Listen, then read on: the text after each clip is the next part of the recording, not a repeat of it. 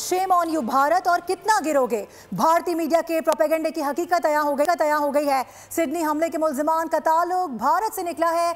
नवीद अकरम के साथी की जानिब से तस्दीक कर दी गई है। पाकिस्तान पर इल्जामात आयद करने वाला भारत खुद दहशतगर्दी में मुलविस पाया गया है। बार बार भारत की जानिब से प्रोपेगेंडा किया जा रहा था, लेकिन अपने ही साथी ने भांडा फोड़ दिया है। बताया जा रहा है सिडनी हमले के मुल्जिमान का ताल्लुक भारत से है। नवीद अकरम का ये साथी है जिसको इस वक्त बोल की स्क्रीन पर देखा जा सकता है। सब कुछ अयां कर रहा है। इसी हवाले से मजीद बात होगी। ब्रिगेडियर रिटायर्ड हारिस नवाज साहब हमें ज्वाइन कर चुके हैं। हारिस साहब, बहुत शुक्रिया वक्त देने के लिए। अब तो अल्फाज खत्म हो चुके हैं, सवाल खत्म हो चुके हैं, समझ नहीं आ रहा पूछूं क्या और आप क्या जवाब देंगे, क्योंकि बार बार ये हो रहा है और आज भी हुआ। देखिए, बात ये है कि इंडिया को जितनी मार के आपको मार पड़ी है, जो इनका मुंह फैला हुआ है, इनको लगी हुई है, वो इनसे छुपाई नहीं जा रही। प्रॉब्लम ये है वो इनकी खत्म नहीं हो रही है। इसलिए ये हर वो मौका, चाहे वो गलत हो, झूठा हो, प्रोपेगेंडा हो, ना इनको अपनी इज्जत की परवाह है, ना कुछ जिंदगी की परवाह है, ये पाकिस्तान फौरन ब्लेम कर देते हैं। अब आपके सामने ऑस्ट्रेलियन गवर्नमेंट ने किसी को ब्लेम नहीं किया, उन्होंने कहा वी विल इन्वेस्टिगेट। उसके बाद किसी ने किया, लेकिन जो इजराइल, इंडिया और ये जो 5 तालिबान की प्रॉक्सीज हैं, इनके नेक्सिस ने पाकिस्तान को ब्लेम करना शुरू कर दिया। और अल्टीमेटली क्या हुआ कि इंडिया का ओरिजिन निकला, क्लियर हो गया। आप मुझे बताइए कितनी इनके लिए शर्म की बात है। इनको फिर भी इनकी गोदी मीडिया को शर्म नहीं आएगी। They are shameless character. इनको शर्म मगर नहीं आती। ये ऐसे लोग हैं, मैं खुद हैरान हूँ कि ये किस किस्म की शर्म आती है। इसलिए मैं ये बात कर रहा हूँ कि अब पाकिस्तान ने खुद आपके सामने, हम विक्टिम ऑफ टेररिज्म हैं।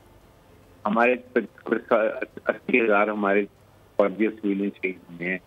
$1 बिलियन का हमारा नुकसान हुआ इकोनॉमिक। हम अभी भी लड़ रहे हैं टेररिस्ट के खिलाफ, तो हम कैसे कर सकते हैं? अब ये already suffering lot of things, और हमें इंडिया की तरफ से भी अटैक हो रहे हैं। टॉक्सिक को भी यूज कर रहे हैं इंडिया, और फिर ये पीटीपी ये पाकिस्तान को प्रॉब्लम कर रहे हैं, वहाँ में हमारे कोऑर्डिनेट कर रही। तो इसलिए पाकिस्तान में विक्टिम है। तो ये बताइए कि आप इस वक्त ना इन्फ्लुएंस करते हैं, ना इन्वेस्टिग करते हैं, जाके एकदम पाकिस्तान का नाम ले लेते हैं।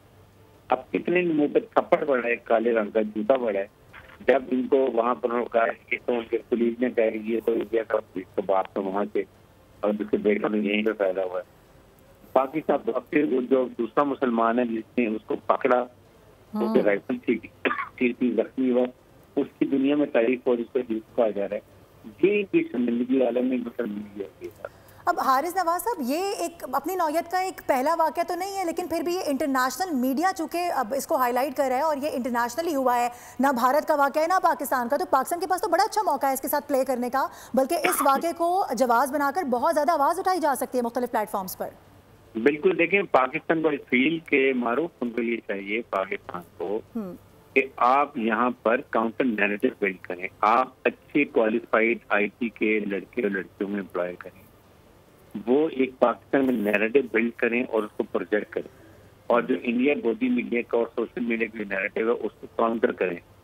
ये हमें जो हम नहीं करती हुकूमत पाकिस्तान की इंफॉर्मेशन डिपार्टमेंट की जिम्मेदारी, ताकि ये जो फिर हमारे पर अटैक हुआ है, जिसका नैरेटिव है कि पाकिस्तानी फौज और अवाम में जो एतमाद है उसको कमजोर करो, फौज को कमजोर करो, इराक, लीबिया, सीरिया की तरह नुकसान होता है। इसके लिए हमें नैरेटिव बिल्ड करनी चाहिए, हमें इनको काउंटर करने की जरूरत है। हमारा मीडिया इस वक्त बहुत ज्यादा हाई रेटेड है।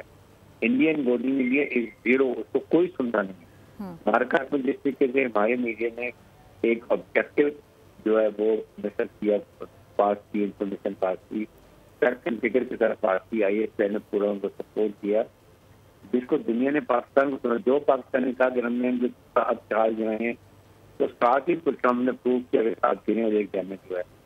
ये से हमारी क्रेडिबिलिटी बढ़ी है, और इंडिया गोदी मीडिया को अब कोई नहीं सुनता। बिल्कुल। अच्छा हारिस नवाज साहब, आप नहीं समझते कि ये वाकया तो खुद इंडिया के खिलाफ बहुत बड़ी चार्जशीट साबित हो सकता है? बिल्कुल, ये इनको कोई फर्क नहीं पड़ता। ये इतने बेशरम है, शेमलेस है, इनको अपनी इज्जत की परवाह नहीं। ये जो 4 का टोला है ना, अमित शाह, राजनाथ सिंह, अजीत डोभाल और नरेंद्र मोदी, ये भारत के आइडियोलॉजी को, अखंड भारत को लेकर चल रहे हैं, जहाँ पर क्लास चाहिए, हिंदू और मुस्लिम चाहिए। इसकी वजह से ये उसमें इतने दहशत गर्द नरेंद्र मोदी खुद है, गुजरात का कातिल, ये मिलके इसको कर रहे हैं। इंडिया का सपोर्ट खत्म कर दिया, कैपिटल स्टेट का एक जो नाम था वो खत्म कर दिया। अब ये एक्सट्रीमिस्ट इंडिया बन गया और आप देखेंगे कि 5-6 साल में इंडिया के हिस्से बिखरे ही कर देंगे। पाकिस्तान तरीक चल रही है वो जाएगी, कश्मीर अपना बनेंगे। उसके बाद आपके पास एंसलेट मूवमेंट्स कितनी चल रही है, मणिपुर क्रिश्चियन की तरफ हुए हैं, तो सारे आहिस्ता इनसे निकलेंगे और ये छोटे रास्ते में बचे हैं। सही है। अच्छा हारिस नवाज साहब, वन मोर थिंग, अब जैसे जो कि ये वाकया तो रिपोर्ट हो गया, इंटरनेशनली भी रिपोर्ट हो रहा है, मुस्तकिल रिपोर्ट हो रहा है, लेकिन अभी अगर हालिया इसकी बात करें दौर की, तो इसमें मुसलसल तौर पे हम देख रहे हैं कि इंडिया का यही वतीरा है, यही सब कुछ रहा है। अब जो इंडिया इस वक्त जिस जगह पर स्टैंड कर रहा है, आप नहीं समझते कि इंटरनेशनली जिस तरह से सिर्फ पाकिस्तान आवाज़ उठा रहा है और लोगों को भी उठानी चाहिए। ट्रम्प का मौक़िफ़ सामने आया, वो भी हमने देखा है, वो कह रहा है भाई अपनी सरगर्मियाँ जारी रखें, इस मामले के पीछे जो कुछ भी होगा उस पर हम भी देखेंगे मामलात के क्या हो रहा है। ऑलरेडी जो वहाँ की गवर्नमेंट है ऑस्ट्रेलिया की, वो बड़ा अब सख्त इकदाम उठा चुकी है। अब आने वाले दिनों में इंडिया को कहाँ स्टैंड होता देख रहे हैं। मुझे तो नहीं लगता कि अब किसी भी किस्म की खबर वो सही भी होगी तो उस पर यकीन करेगा कोई यकीन नहीं करता। आई थिंक यूनाइटेड नेशन में एक रेवोल्यूशन आना चाहिए कि आइंदा के लिए कोई मुल्क किसी मुल्क के खिलाफ propaganda, false information, fake news नहीं देगा। जब तक जिस मुल्क में तो हादसा हुआ हो वो मुल्क अपनी इंक्वायरी कंप्लीट करे, इन्वेस्टिगेशन कंप्लीट करे और उसके बाद बात करे। सही। इससे पहले जो मुल्क करेगा उसके खिलाफ कानूनी कार्रवाई होनी चाहिए। ये यूनाइटेड नेशन में रेजोल्यूशन आना चाहिए। उसके लिए नेशनल पॉलिटिकल काउंसिल उनको चाहिए कि जो 15 मेंबर्स हैं they should formulate a policy कि आइंदा के लिए without inquiry investigation you can not blame any country. और इंडिया को इतना गैर जिम्मेदार है कि इतना बड़ा एक प्रूव कर दिया हमारे साथ में कि नहायत ही इररिस्पॉन्सिबल इमेच्योर न्यूक्लियर मुल्क जो फॉल फ्लैग और फेक ड्रामा करके अपने अंपायर न्यूक्लियर मुल्क पर अटैक कर दे विदाउट थिंकिंग इसके कॉन्सिक्वेंसेस क्या होंगे, इसके फॉलो क्या होंगे, लड़ाई डायनामिक्स क्या होते हैं, इस रीजन को क्या नुकसान हो सकता है, ग्लोबली क्या नुकसान हो सकता है, ये दुनिया में रियलाइज कर दिया है। इसीलिए दुनिया कश्मीर के मसले को हल करना चाहिए। बिल्कुल ये न्यूक्लियर प्लेटफॉर्म बने। 100% आप बिल्कुल सही कह रहे हैं कि अब यूएन के अंदर बाकायदा तौर पर हमें इस हवाले से आवाज़ उठानी चाहिए। जितने भी ममालिक वहाँ पर मौजूद हैं उनको बताना चाहिए कि भारत क्या कर रहा है। साथ रहने के लिए बहुत शुक्रिया। ब्रिगेडियर जनरल हारिस नवाज अपना कीमती वक्त दे रहे थे, बहुत शुक्रिया आपका। ऑस्ट्रेलियाई साहिल में दहशतगर्दों के हमले के दौरान 43 साला अहमद अल अहमद ने कमाल कर दिखाया। जान पर खेलकर एक हमलावर को दबोच लिया असलहा छीना। इस दौरान उनको गोलियां भी लग गईं, लेकिन उन्होंने हार न मानी। पूरी दुनिया उन्हें हीरो करार दे रही है। आपको बताएं कि वज़ीर आज़म शहबाज शरीफ की ऑस्ट्रेलिया में दहशतगर्दी के वाक़े की शदीद मज़म्मत सामने आई है। वज़ीर आज़म की जानिब से कहा गया है कि पाकिस्तान दहशतगर्दी की हर शक्ल और हर किस्म की भरपूर अल्फाज में मज़म्मत करता है। अफसोसनाक वाक़े में हलाक और ज़ख्मी होने वालों के अहल खाना से दिली हमदर्दी है। अक़वाम मुत्तहिदा के सेक्रेटरी जनरल एंटोनियो गुतरेस ने ऑस्ट्रेलिया के शहर सिडनी में दहशतगर्दी के वाक़े पर गहरे रंज व गम और शदीद अफसोस का इजहार करते हुए हमले की सख्त अल्फाज में मज़म्मत की है। इंग्लैंड के साबिक कप्तान माइकल ने इंकशाफ किया कि वो ऑस्ट्रेलिया के शहर सिडनी के साहिल पर फायरिंग के वक्त एक रेस्टोरेंट में फैमिली के साथ महसूर हो गए थे। उन्होंने कहा कि एक बाउंसर ने उन्हें फौरी तौर पर अंदर जाने को कहा। वान ने रेस्टोरेंट में बंद होने को इंतहाई खौफनाक करार दिया और इमरजेंसी फोर्सेस और दहशतगर्दों से लड़ने वालों का शुक्रिया अदा किया।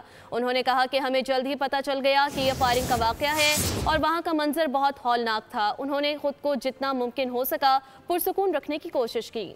पाकिस्तानी मईशत पर नज़र डालेंगे तो आपको बताएं कि वज़ीर ख़जाना सेनेटर मोहम्मद औरंगज़ेब ने गैर मुल्की खबर रसा इदारे को इंटरव्यू दिया है, जिसमें उनकी जानिब से कहा गया है कि पाकिस्तान इमदाद के बजाय तिजारत और सरमायाकारी पर मबनी शराकत दारी की जानिब बढ़ रहा है।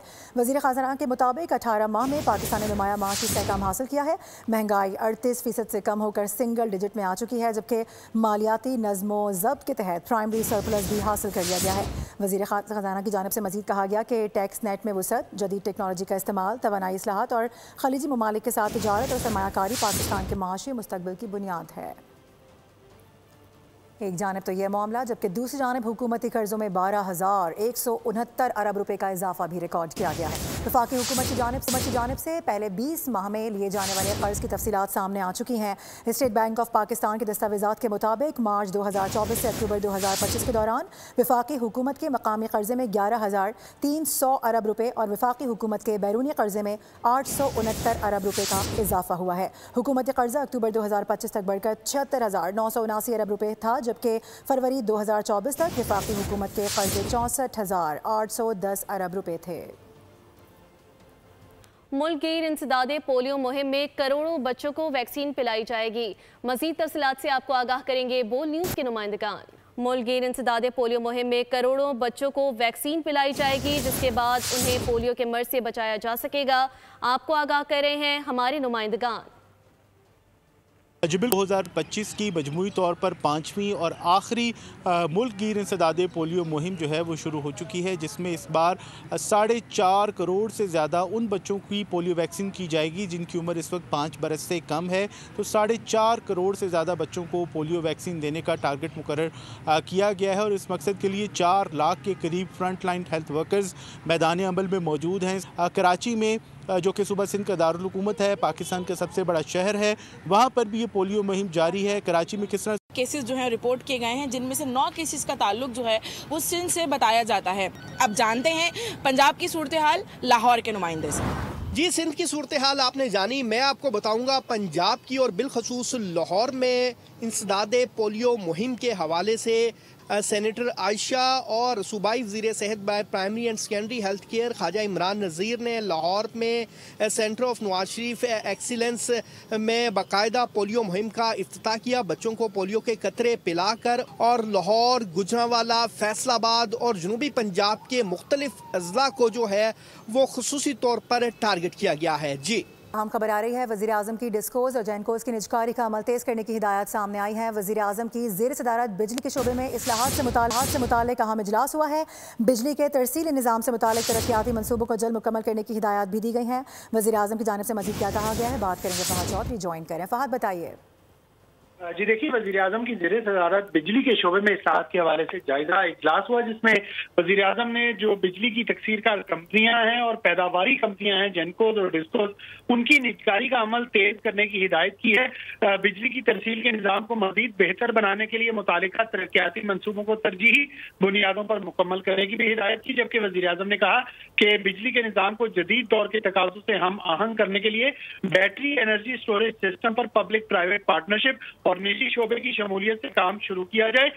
वज़ीर आज़म को बिजली की पैदावार, तरसील, डिस्कोज और जिनकोज की निजकारी और पावर सेक्टर में दीगर इस्लाहात की पेशरफ्त पर तफसीली ब्रीफिंग भी दी गई और बताया गया कि 3 डिस्कोज और जेपको की निजकारी के हवाले से इकदाम जारी हैं। इस हवाले से एक्सप्रेशन ऑफ इंटरेस्ट जल्द शाया हो जाएंगे और तरसील का निजाम बेहतर करने के लिए 5 केवी के गांधी बरूचा फैसलाबाद ट्रांसमिशन लाइन का PC1 मंजूरी के मराहिल में है। ठीक है फहद, बहुत शुक्रिया।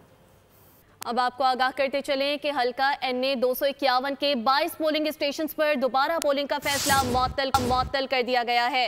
सुप्रीम कोर्ट ने दोबारा पोलिंग के खिलाफ हुक्म इम्तिनाअ जारी कर दिया। जस्टिस नईम अख्तर अफगान और जस्टिस शहजाद अहमद पर मुश्तमिल 2 रुकनी बेंच ने समाअत की। आम इंतखाबात में हल्का 251 में JUI के समीउल्लाह कामयाब हुए थे। आपको आगाह कर रहे हैं, हल्का NA 251 के 22 पोलिंग स्टेशन पर दोबारा पोलिंग का फैसला मुअत्तल कर दिया गया। सिंध के सीनियर वजीर शर्जील इनाम मेमन ने कराची के अवाम को खुशखबरी सुना दी। उन्होंने कहा कि डबल डेकर बसें बंदरगाह पर पहुंच चुकी हैं और इंशाअल्लाह जल्द सड़कों पर दौड़ती नजर आएंगी। ये बसें महकमा ट्रांसपोर्ट हुकूमत सिंध की जानिब से अवाम की सहूलत के लिए फराहम की गई हैं। कराची के शहरी जल्द जदीद और आरामदेह डबल डेकर बसों में सफर कर सकेंगे, जो शहर के ट्रांसपोर्ट निज़ाम को मजीद मजबूत बनाएंगी।